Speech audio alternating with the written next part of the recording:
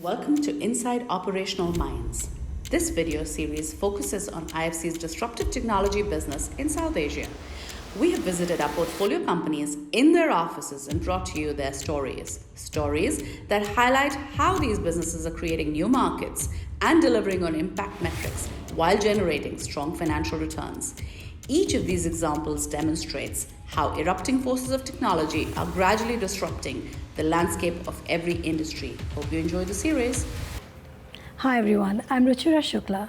My love for technology was seated in early childhood. I was one of those people whose weekend reading was on esoteric subjects like quantum physics.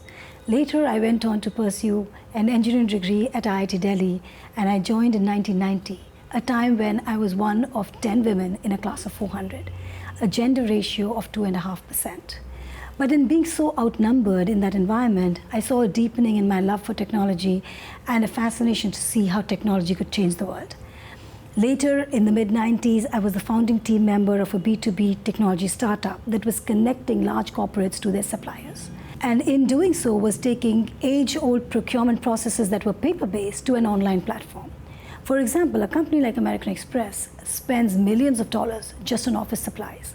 And this electronic platform allows them to see what they were spending on each product category, at what price point, with which vendor.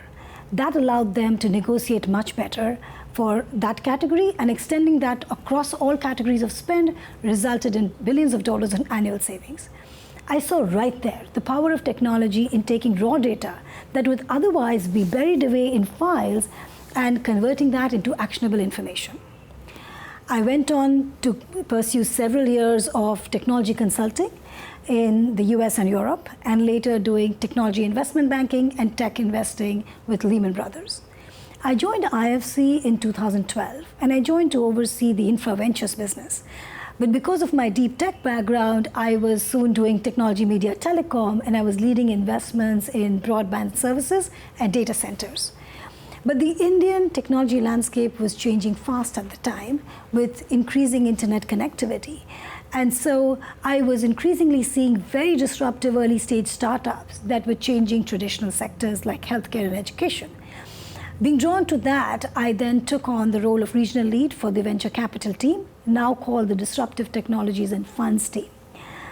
Back then, we had a portfolio of 4 companies focused on e-commerce and early stage health services. We have since expanded our sectoral focus. We have looked at sectors that align very closely with our mainstream businesses, like digital health, which is essentially healthcare delivered on a tech platform, edutech, which is education on an online platform, e-logistics, agri-tech, and B2B e-commerce, which is focused on connecting small businesses to the online world. We have hence expanded our portfolio to now 15 direct investments. We've also gone beyond direct equity investing to VC fund investing. VC funds play a very strong role in expanding the work we do on the direct side because they have a larger pool of capital to play with and can further invest in those same themes that we are pursuing. We have now invested in 3 VC funds in the region, and we see a multiplier effect on our direct business.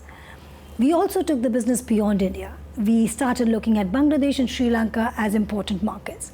These are markets where IFC has a particularly strong role to play because they are seeing increasing internet connectivity, they are seeing increase in startups along the same lines as India, but are a few years behind. But a lot of global investors are apprehensive. They're apprehensive of the risks these markets represent. But IFC has long-standing mainstream business in these countries, can provide that early flag bearer role, and therefore have a demonstrative effect on this market.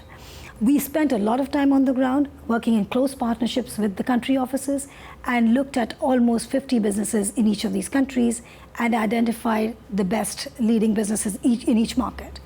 In Bangladesh, we invested in Chaldal, an e-grocery startup that serves as an online platform enabling low and middle income segments to buy their groceries online. In Sri Lanka, we invested in a tuk-tuk-based ride-hailing platform that connects motor rickshaws and allows safe and cost-effective transportation. It serves more than 1 million customers a month, 40% of which are women, and hence providing safe transportation to that community. We saw right there the impact that these small markets could have, But also, we saw how global investors took our lead and started looking at these markets because IFC was there. And our work in those markets demonstrated that tech entrepreneurship was viable, and VC as an asset class was a space they could invest in and hope for good returns. Overall, the region is very active. We look at almost 300 companies a year. We take about 20 to our investment committee and do 3 to 5 investments. This is still less than what we could potentially have done, because India alone has a very active startup ecosystem. 1,200 startups are created every year. It's the third largest startup hub in the world. So why am I here? I'm here to talk about the work that our team does in disruptive technologies in South Asia, to share what the franchise we've built in this ecosystem. We've had very active media engagements. We have worked with governments and regulators, and they see us as a strong partner because of our extended experience in mainstream industries, as well as very active work in the VC space. They see us as partners in driving regulations for this sector. We're also seen as active partners to co-investors who value our role on the board and our work with management on operations and strategic issues. There is still a lot to be done in this space, and we have therefore created a video series showcasing some of our investments. We have visited companies at their offices in different cities in India and brought their stories to you. As you will see in these examples, BlackBuck, for example, is India's leading e-logistics platform that has over 300,000 trucks, and it connects small truck owners to their customers, giving them almost 40% in incremental revenue. 1MG is an integrated digital health platform that has the promise of access and affordable healthcare for all. So they are able to reach 150 million patients in just the last 3 years.